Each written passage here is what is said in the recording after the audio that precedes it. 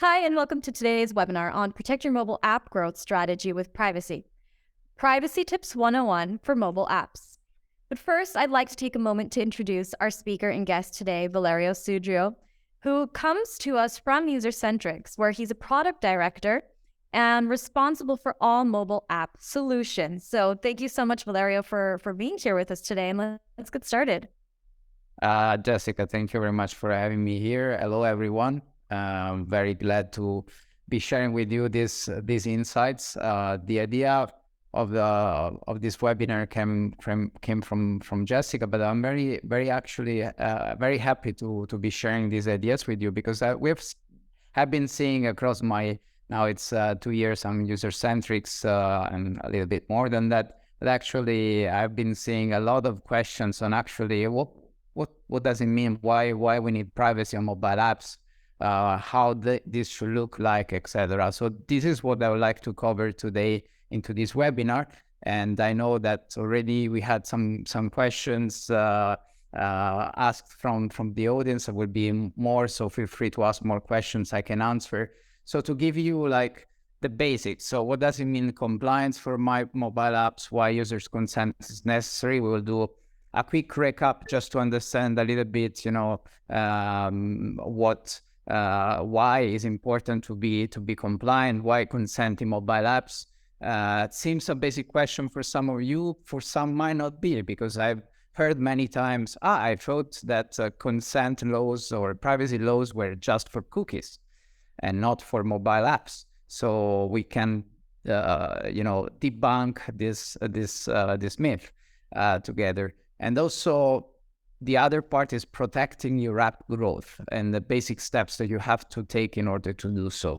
And here, basically, we'll see like actually how to make sure that whatever is your app strategy, so you want to grow your app, you want to monetize your app, etc., is fully protected against problems with compliance. Because today, as a matter of fact, as we will see in the first part, compliance and privacy law are a thing. So you cannot any longer escape from those, but actually you can use them at your advantage if you actually do things in the right way.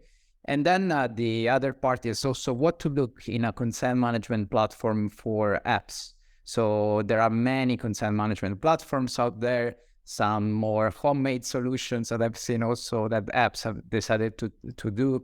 Why actually a solution might be better than another one, what is the difference, etc. I'll try to cover that a little bit there, maybe giving also a couple of slides about also User-Centrics, why we think we have a strong solution for that. But the majority of it will be more general about the topic, so only the last part about that. And then, as I said, frequently asked questions. Jessica, feel free to provide me with the questions that you might. Exactly. I'll gather up the most important questions that we've had come in, and then we'll go over those at the end. Thank you so much, Valeria. Let's get started. Yes. So big slide, and I like this slide because it gives a little bit of the idea of what's going on. Now, data privacy is the new normal in all major markets. So there are laws that you know about GDPR, but CCPA, now there is Virginia, Colorado, a lot of states in the US are picking up with the privacy laws, and there is Canada, there is Brazil, there is South Africa, China, etc., etc. So this is just to say it's inevitable, like laws are going into the direction of protecting the user. So trying to protect the user, or still balancing, the need for business, but also giving the users the possibility to say yes or no to being tracked. And the reason why is also because users are also demanding more transparency from mobile apps, in this case, as we're talking about mobile apps. And so it's not just a topic of privacy laws, but it's a topic of also the sensitivity of the users. And as the users ourselves, we can relate to that. We are starting becoming a little bit more concerned and, more attentive towards how specific companies use our data, where our data is going, and how it's being used, etc. And we know that also from statistics and researches. There is a research conducted by Deloitte and Google, actually. It's called Digital Consumer Trend Surveying, Dicing with Data. I recommend you to have a read at this. But in a nutshell, this research has found that 81% of users of interviews used to say, if I remember correctly, it was roughly a few thousands people. And they said, they reported that they took action due to data privacy concerns in the year before the questionnaire, the interview. And very interestingly, 40% of them, as an action, mentioned they deleted an app.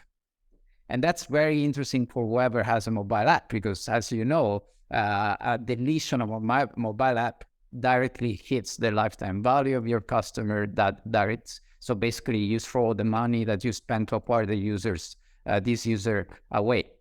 And this is actually an impact that, for example, you don't see on websites, because actually you cannot delete a website. You can delete a mobile app. So it's actually privacy could have even a worse, quote unquote, or a bad management of transparency towards users could have even worse effect on mobile apps than web. And obviously, there was, as I mentioned at the beginning, why consent for mobile apps? Why we need to collect consent there? I thought it was just for cookies.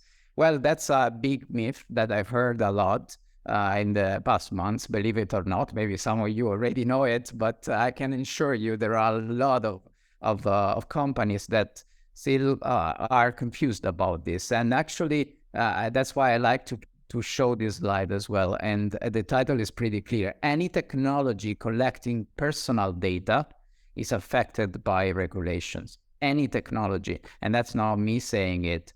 But if you read what an explanation of the European Data Protection Board, an explanation of a statement of the EDPB on the e-privacy directive, which is actually what regulates this part, they say not only cookies, but every tracking technology is already subject to consent of the user, or is subject to one of the exceptions specified in the e-privacy directive.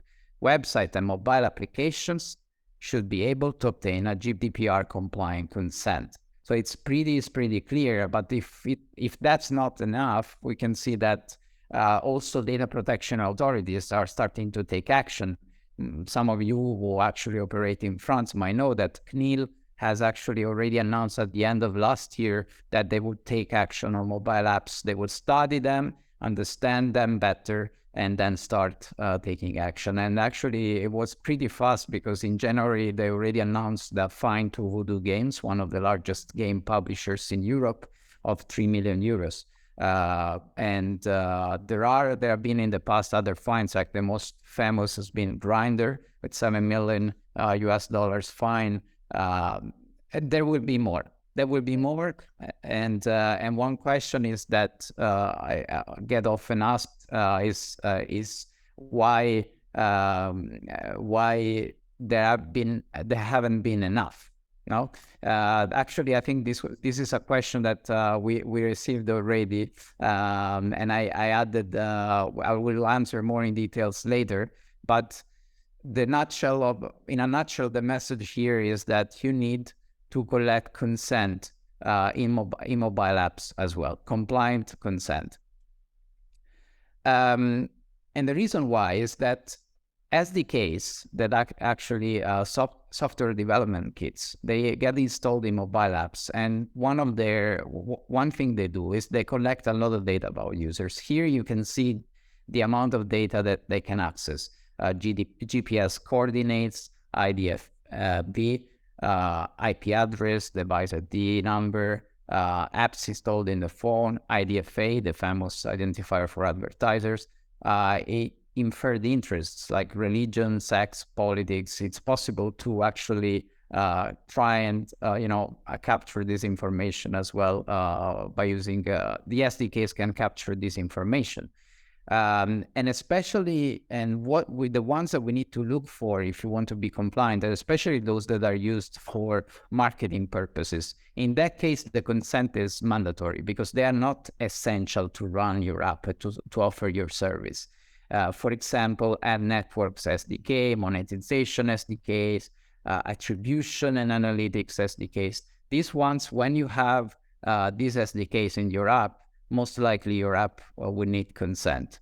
Obviously, I didn't make this statement at the beginning. This is not legal advice. I'm not a lawyer, but what I'm showing you now is actually the technological part a little bit. What happens in a mobile app, and the reason why I do so is that I've seen many times, like discussing with companies, that sometimes the DPO didn't actually know what were the tracking technologies that were present in the app. And they needed to ask for the developer, and sometimes they didn't get the full list, and it took a little bit of back and forth. So if there are DPOs now listening to us, I would recommend, obviously, to ask to your developers actually to provide you, especially all the list of SDKs, but to be able for you to identify as well what are the ones that are used for marketing purposes. And another thing that another myth to debunk is actually, I've heard many times, oh, we don't track users' data. And that's a big misconception. Even if you don't track your users' data, if you have SDKs or third-party SDKs installed and they are left running as they want, they will be tracking your users' data. So but it's your responsibility to capture the consent from the users for them to track their data. Yeah. So, but there are good news. And the good news which I wanted to put at the beginning in green is that actually the consent can unlock opportunities, whereas non-consent can expose your company to privacy breaches. And I wanted to put the opportunities first, because often we think about consent as a limitation, like a mandatory thing we need to do. It's something that I would never do because if the law wouldn't have told me to do it or to collect it. But actually, there are positives with the collecting user consent. First of all, it lets you and it keeps you, let's say, protected, and it lets you keep doing any compliant marketing activities, or it makes your marketing activities compliant. For example, remarketing attribution is possible with consent, first of all. So you keep doing what you want to do, you keep using your favorite marketing tools because you have the consent from the users to do so. The second is that it protects also your app's reputation and customer lifetime value. We saw before, lack of transparency, lack of clarity towards users might lead to app deletion. App deletion hits your lifetime value. So in case you have user consent, but actually transparency towards your users, it can protect you as well. And then, yes. That's something that's very important, also worrying, because gathering users on the application and that lifetime value is something that, as a company, is a large focus for apps as a main part of the revenue stream. And so app deletion for something such as privacy shouldn't really be a worry. Yeah. If we think about the golden formula of mobile apps, let's say that I mention always as lifetime value should be higher than the cost of acquisition for every user, ideally. Obviously, if a user or many users start deleting the app because of concerns, that formula goes upside down, and it's basically a negative for apps. If you multiply that for the number of users that decide to delete their app, or even sometimes since they are concerned, they just don't delete, but they leave. They have you might have a lot of churn as well because they are not clear on this, especially, and we will see later if we have time, on badly designed privacy banners. So that's more in the part of how a good CMP should look like. So we'll cover that later. But churn, badly collected consent can also create churn. And the other part that impacts also the revenue, and this is more specific to companies that actually monetize with advertising into their app, that actually consent, which is seen sometimes as a limitation. Actually, we have seen that might lead to higher eCPM and to an increase of the average revenue per users. And this we have seen with our customers, especially in the gaming area and the gaming space. I don't know if some of you have gaming mobile apps. We won't have time to go into the details, but what you need to know is that actually ad networks working with premium brands are requesting for this consent, because the premium brands are asking for more and more for consented spaces, or for consented users, and you need to be able to communicate this consent properly to them. So having a compliant consent collection, ideally with a good CMP that is able to actually to pass this signal across the programmatic value chain, can lead also to benefits that are monetization benefits. Maybe we should have another session about that, and then happy for everyone who is listening.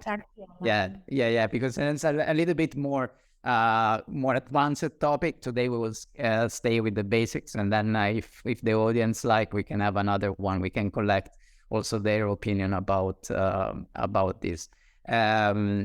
And the other part, so we've seen the good, obviously the bad, everyone knows. So there are fines and data deletion requests that you cannot be exposed to. You are basically running any marketing activity in a non-compliant way. So if you're not collecting consent properly, for sure your app is tracking users, and for example marketing attribution. Most likely you want to do remarketing, retargeting, and you might be doing this already. But if you are not collecting consent, you are actually in breach of privacy regulations. And then you're risking to damaging your brand reputation. This is obviously depends on the size of your app, but if you have a large brand, you might be risking damages to privacy regulations. We have seen, for example, in some countries like in Germany, this has happened many times, that we have been reached out by companies that ended up on a newspaper because journalists have picked up on the fact that their app didn't have a proper consent banner and wrote an article about it.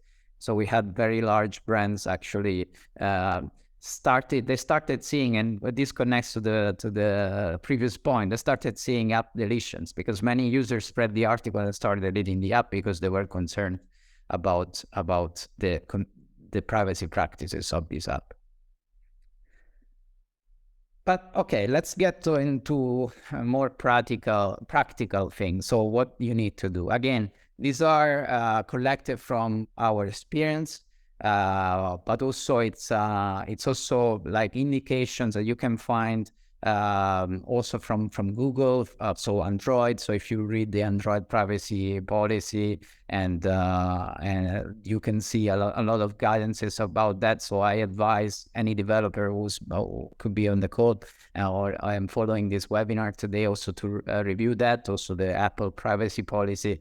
So some of these instructions will be also contained there. But let's say as a CMP, and from my perspective, we look at them, all the actions. So you need to take not only the ones that are related to Android or are related to the Apple Store. First of all, and I mentioned that before, it's very important to conduct an audit of your mobile app. And this also might seem very basic, but this is something that many don't do.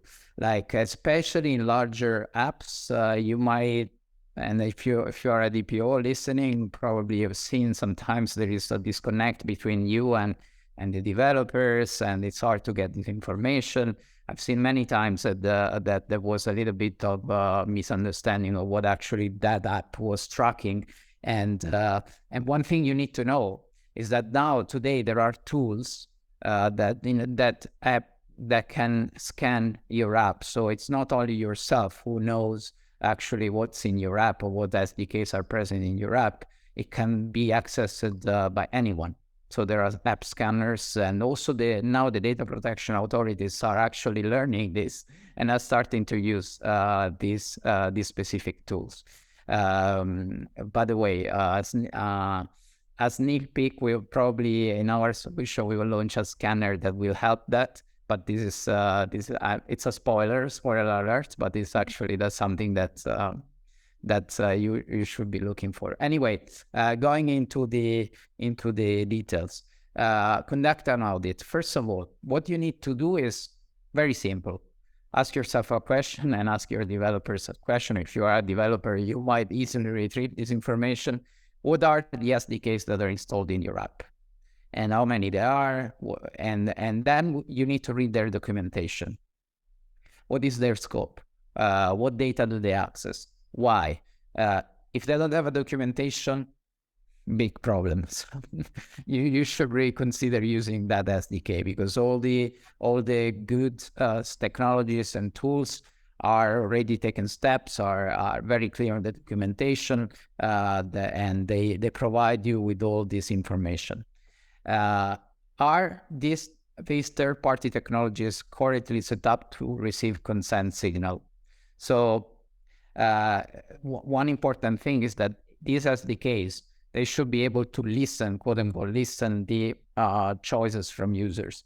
So they should have at least an API or connection, basic connection, to listen to a yes or no from the users. In this way, if you collect consent, you're also able to pass this information to these technologies programmatically, so they can act accordingly, as we'll see in a bit. So you can do this via API. There is also a framework that is called TCF 2.0. You might have heard about it. So this is a solution that has been found to actually harmonize the passing of this consent signal across many actors in the programmatic world. In fact, TCF 2.0 is more relevant to those of you who actually run advertising and actually are more into the programmatic. If you don't have, if you don't work with advertising, or you don't show, let's say, ads in your app, you probably don't need TCF, but it's really depending on the SDKs that you have installed. Then you need to avoid access to persistent identifiers. So you shouldn't be accessing, your app shouldn't be accessing to IMEI and also the device number. And you should limit your app's permissions request only to essential to run your service. Don't do like in the past, that since data are available, let's collect whatever we can. This is no longer the golden age of data collection, when everyone was collecting, we can collect it, so why not? No, just limit very thoroughly your app, you're accessing to your users' data to very limited, to a very specific set of data that are necessary for your app to provide the service that you need.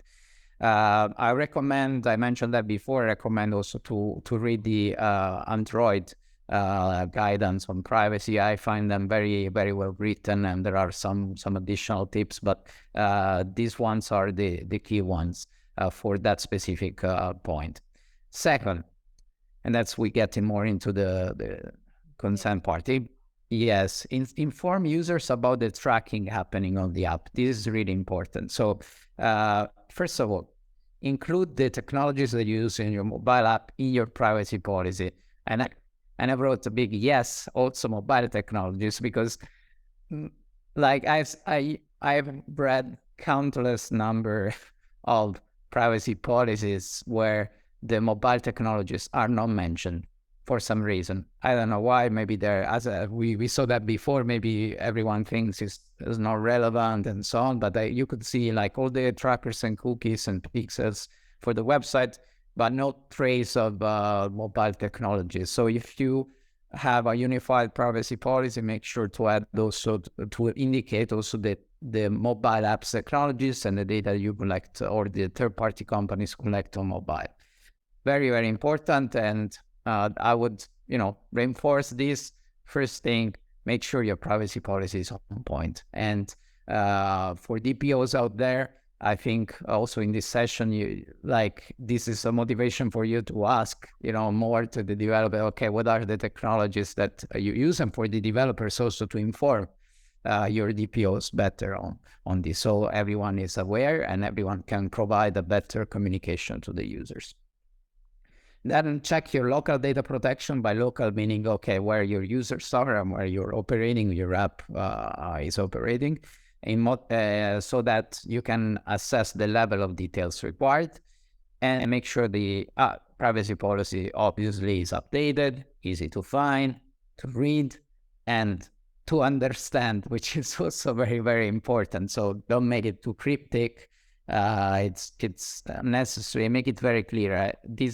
This brings an impact on the way that your users perceive your app or website in general, or your services. As users ourselves, I think we can relate to that.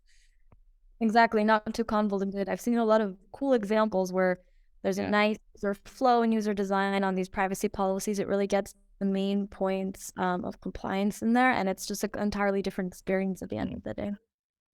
Also here, we work with very good partners that can help with that.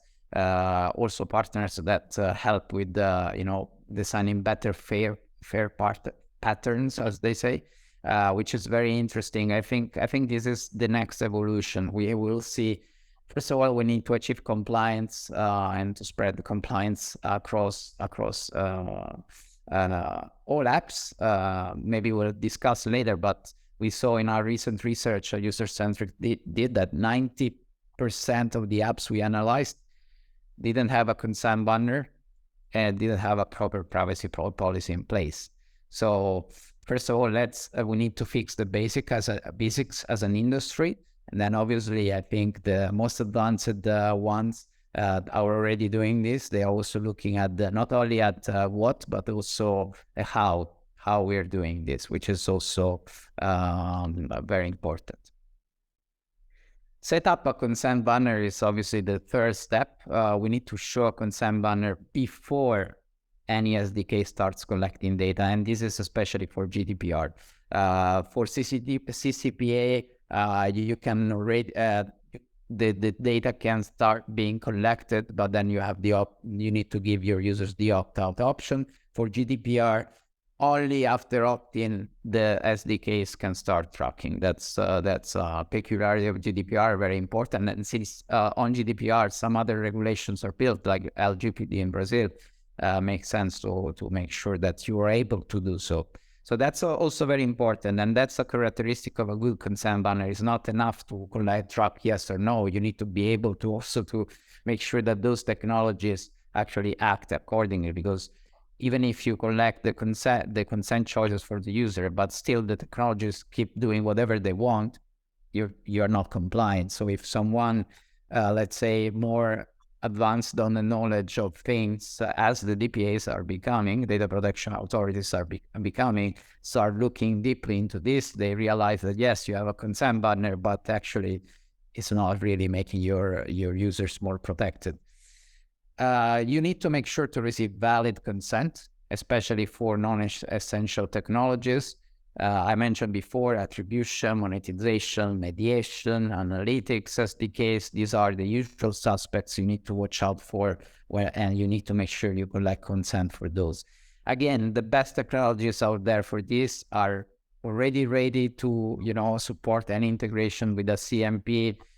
We for example, as a CMP, our constant job is also to simplify these connections. We launched various features about that in order to make sure that it's very easy to integrate with the most popular technologies out there to ensure a seamless, passing of consent towards those. And then obviously you need to make sure that the banner shows again in case of any changes.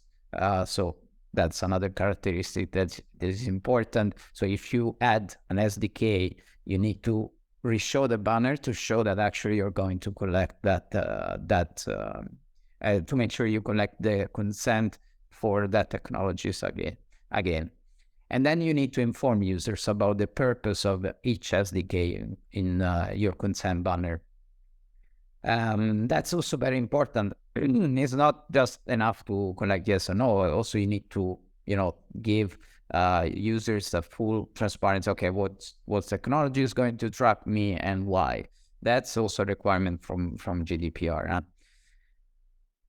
You need to obtain, and that we go exactly to this point. We need to, what does it mean, valid consent that I mentioned before? Valid consent, and we cover GDPR now, because it's, I'd say, the gold standard, I would say, for privacy policy. Obviously, then there are some nuances and differences for each privacy policy around the world, but I think GDPR is very clear what we need to do. The consent needs to be explicit, so the user has to explicitly accept the consent, informed what, why, by whom, for how long your data will be collected, documented. You need to keep proof of this consent. It's not just you collect it and that's it. You need to make sure that that you're able to retrieve the consent to show that that user has provided consent in advance. So no data can be collected before opt-in.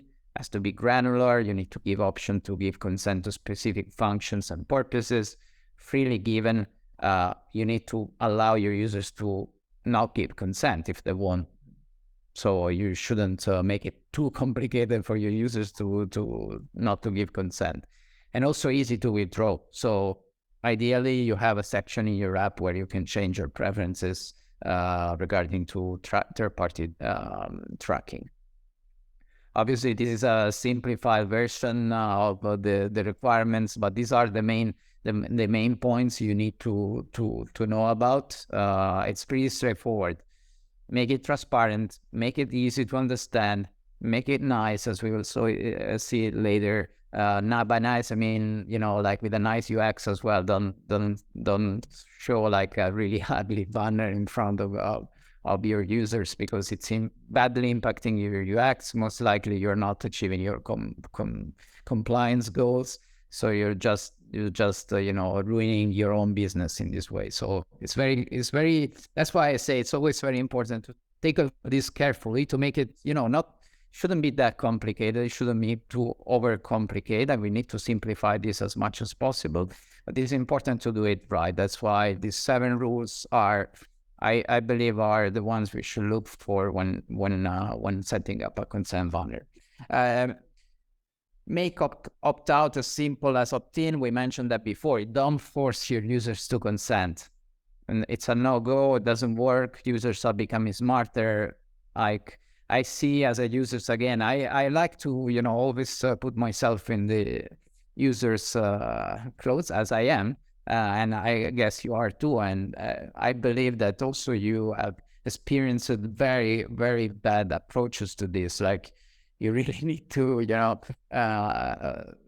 you are forced to give the opt-in, and it's very annoying. And as users are becoming more, more aware of this, they will be also more annoyed during the user experience if this happens. So make it easier to withdraw their consent.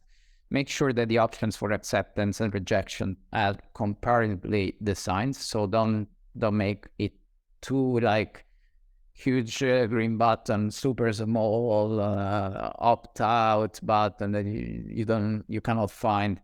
It doesn't. We see as well. It doesn't really work. Most of the times you have a lot of churn because users are annoyed and they just leave. Without consent, no non-essential trackers can run. That we said already.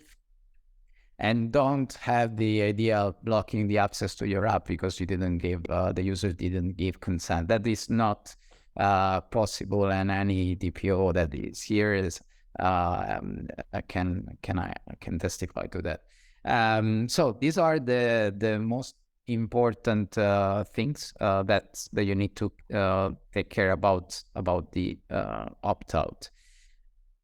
Then you need to collect and process data only after consent. So not tracking without consent. This is something we already mentioned before. Don't make sure the SDKs don't track data until user have provided consent. This is mainly for GDPR. With consent instead, they can be activated. And from the moment of opt-out, you need to stop the third-party trackers from tracking. That's also on your responsibility by stopping passing them the information to stop, obviously. Document and store consent, the 7th point, pretty straightforward. Make sure that all these consents are retrievable. A good CMP, for example, provides you with this information with a timestamp, so to simplify any auditing tasks. That's also super important. And yeah, with all these things seem simple steps, but it's not an easy task. And we know that. That's why we are here. So that's why consent management platforms exist. Is actually to make your life as easy as possible, not to complicate it further, but actually to simplify it. And why? Because there are multiple legislations to adapt for. We have seen GDPR, LGPD, CCPA, Virginia, Colorado, and Canada. There is another one, and so there are a lot of legislation to take into account. The setup is different. The banner might be looking different. The things that you can do in one legislation, you cannot do in the other one. And even in that legislation, there are specific requirements. For example, in GDPR, then there are different local data protection authorities that are even more stringent on the requirements. Like, as you might know, CNIL is very, very clear on accept and decline buttons. So they have to be like very straightforward to the user, which I believe is a good approach. But obviously, others might be less strong on that. There is in Germany, for example, even more attention on the tracking that is done, and the law, the TT DSG is even more straightforward on the point that any device collecting data requires consent. So that's something that, for example, in Germany specified even more clearly for those of you who still have doubt that mobile apps require consent. There are design challenges as well. We mentioned this before. It's not enough to put a simple banner in front of your users. You need to adapt it to the user experience, so make it nice, to make sure that this doesn't create, a broken user journey. At the end of the day, most of the times these trackers start tracking your users at the beginning, so that means that the banner naturally should go at the beginning. And it's not nice to start an app's experience with something that is not like in line with your branding, in line with the user experience that you've been working a lot on to provide, and then you have something that doesn't reflect that really. So really make it, it should be customizable. So that's something that also is really important. There are also some technical complexities involved. There are multiple languages to support. So it has to be multi-language. It has to support, especially if you have a global strategy. That's also really important to take in consideration. And here, I won't go too much into this, because obviously I'm happy to take any questions about the CMP, and any one of you obviously can require more information about that. But this is not a plug to our product, even though obviously I'm proud of what we built, but because we believe that this is one of the best solutions in the market, if not the best for mobile apps, and obviously I'm biased because of the points that I mentioned before, the simplicity part. So our idea is to make it super simple for you to configure your CMP. And for those of you who already use our product, our admin interface, and that is super, super intuitive and easy to use, to install and integrate the SDK. And I challenge you to go and look at our documentation if you haven't seen it, and compare it to others. And you will see our documentation is very clear, but because it's on purpose. We don't want to overcomplicate this solution. We want to make sure that at the core of it is actually super simple for you to become compliant. And then the third part, very important, is the design part. Design your UI and UX. And that's what I was mentioning before. Make sure also that the UI UX of the consent banner actually respects your whole user journey. And that's super, super important. I always say that if you ask in the right way to your users, they will respond to that. If you really are if, for example, we've seen it on the data, we see better opt-in rates for example, our customers decide to integrate their design and re-embed this design into their app experience, to be very straightforward on why they're collecting this data, and what is the benefit for the users. In this way, like, you create like a better transparency, and many users are like, yes, why not? I mean, I like to have a more personalized experience, so it's something that I like to, and many users still want a personalized experience. So we need to approach this, also the creation of the banner, with the creativity, and the tool and the technology we offer is allows to do so. In fact, it's fully customized, and also via API. I won't go too much into the details, so we can always provide more information separately on this. And obviously, another thing about a good technology for mobile apps is that has to support all the ecosystems. We cover many technologies, and we also cover, for those of you who are in gaming, we actually have a pretty strong Unity support. And we are working very large game publishers at the moment.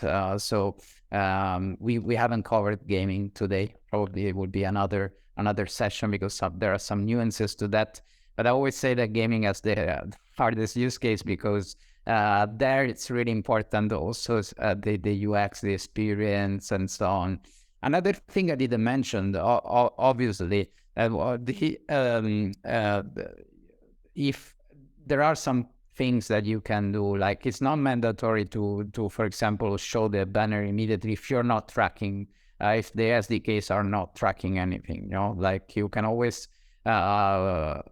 make sure that, for example, in gaming, some customers I've stopped any tracking, had the user play the first level, and then at the moment they said, okay, to continue, or like, give us the permission to track your data, and this is what we'll get in exchange. So with the flexibility of a good CMP, you're able also to run a few experiments to see what are the points where you can capture this consent in the best way, and in a way that works for your app and for you.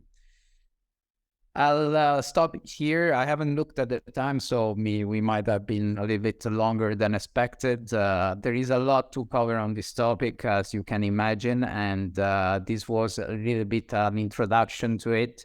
As I mentioned at the beginning, if you have like topics that you would like to go further and to dig deeper, I mentioned gaming, I mentioned monetization, which in advertising, this is something we can discuss more.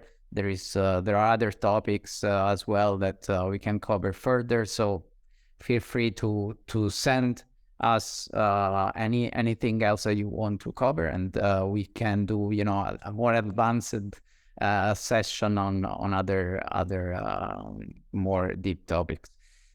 Yeah, so that's for me. Back to you. Thank you so much, Valerio. I'll definitely take you up on that offer. We'll have to do another session on gaming in the mobile app industry. I mean, we are running out of time, but I would like to squeeze one or two questions in there, just because I think it's important, and we had touched base upon them a little bit earlier in the conversation today. So maybe one of the questions that we had a lot is about the app transparency tracking app prompt from Apple. So is this something that already makes applications compliant and ready for current legislations in place? That's actually a very good question, and I receive this a lot. So there is also, this is another myth to be debunked, and the short answer is no. It doesn't make apps compliant to local legislation. But if you read the apps, and every time I say go and read the apps, the Apple guidance on the topic, because Apple as well, there is a paragraph at the end of their privacy guidance, let's say, for the ATT, is like for legal consent, you can use consent banners to collect legal consent for specific legislation, etc. So they don't say like openly like you need to use a consent management platform, but they say, okay, if you need to comply with the legislation, you can add a consent banner or banner for collecting consent. Why is that?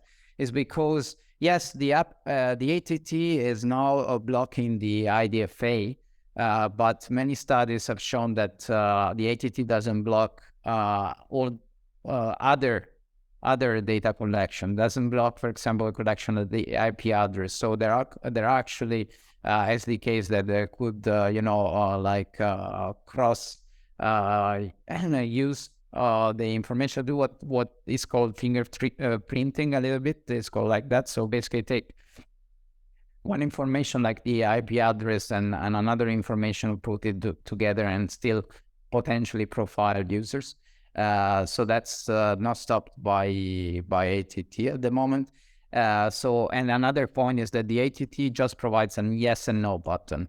As we saw before, this doesn't cover the requirements from GDPR that requires also more information to provide more information to users of what actual technologies are being tracking them, how the data are used, and so on. So as you followed before, if you only use the ATT prompt, it doesn't work. It's not fully compliant.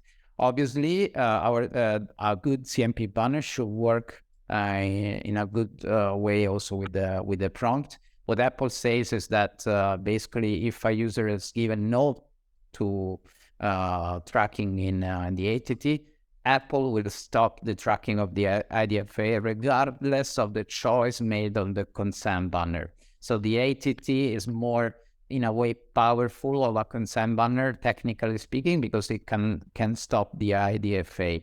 Yet the consent still needs to be captured. So the way to do so is to find good and solutions to actually show them both.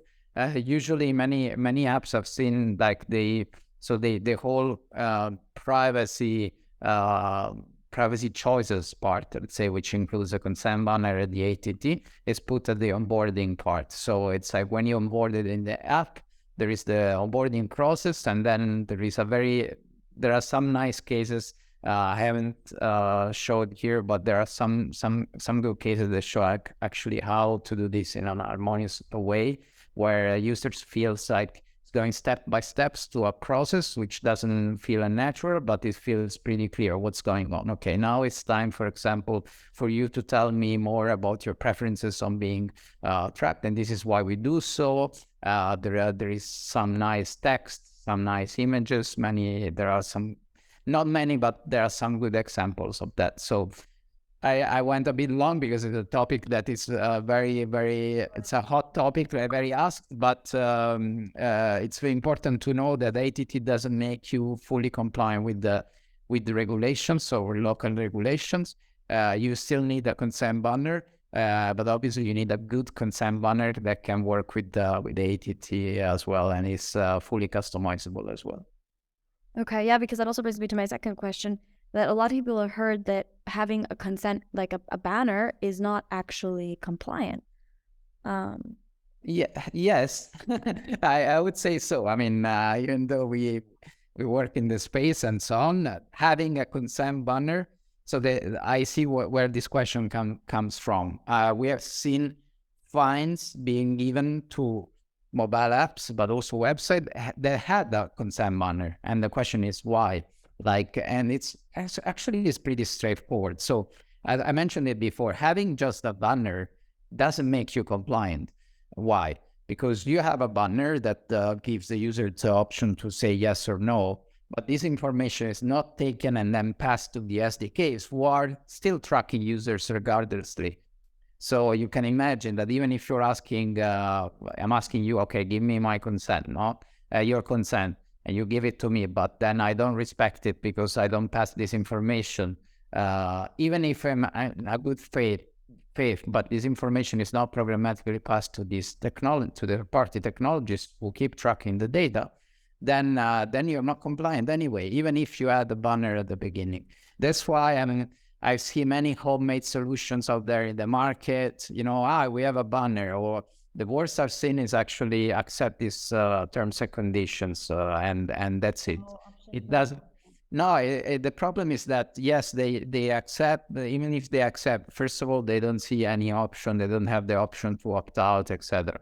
But most importantly, all the trackers will start tracking, because as you can imagine, their function is pretty automatic. They start collecting and capturing the data they need to operate. So that's why sometimes, or very often, if you use a homemade solution, or you use a not good, not strong CMP, then you might still get fined and you can still be non-compliant. Yes. And talking about fines, why do we see more fines maybe in the like for websites versus in the mobile app industry? Like the headlines are.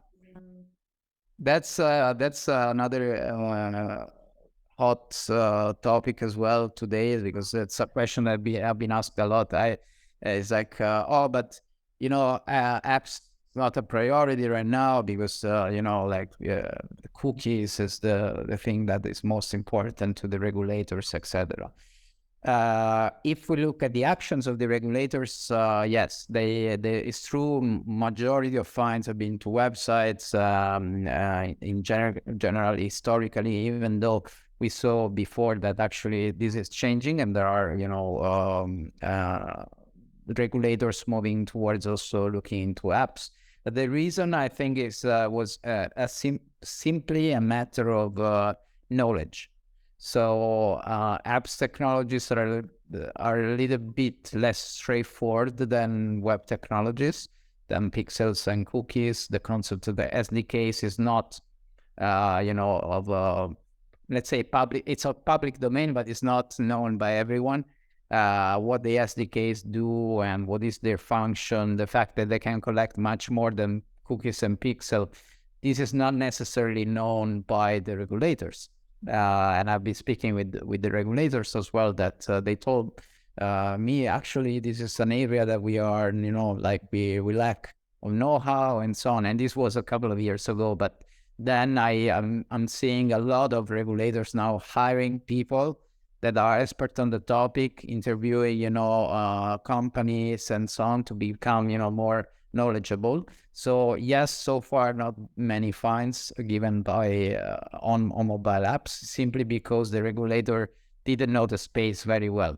But as we are moving, as we're progressing, the regulator starts realizing actually the majority of data from users are today collected from mobile apps, because mobile users users spend more time on mobile applications than on websites. And already the advertising space, if you look at the data, 60+% of the money go to mobile industry and so on, which is an indication of where actually Where things going. where things are going, and regulators are keeping up. It's true, because last year I was at a conference for the European Data Privacy Supervisory organized by them, and that was actually one of the main topics of the conversation. The dialogue that was presented was that we are getting more and more regulators, and more people are paying attention to these things, and that's why the dialogue around fines in each area is changing. So it's definitely interesting to keep an eye on. Well, thank you, Valeria, so much for your insights. I really hope that this was helpful for everybody today.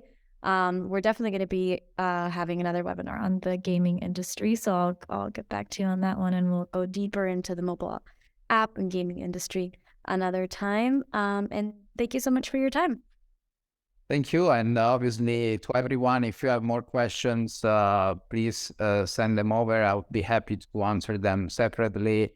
I'm here. So any question you can send, and I'm happy to answer. But thank you for your time, and hope it was helpful. Absolutely. And hopefully see you in our next session.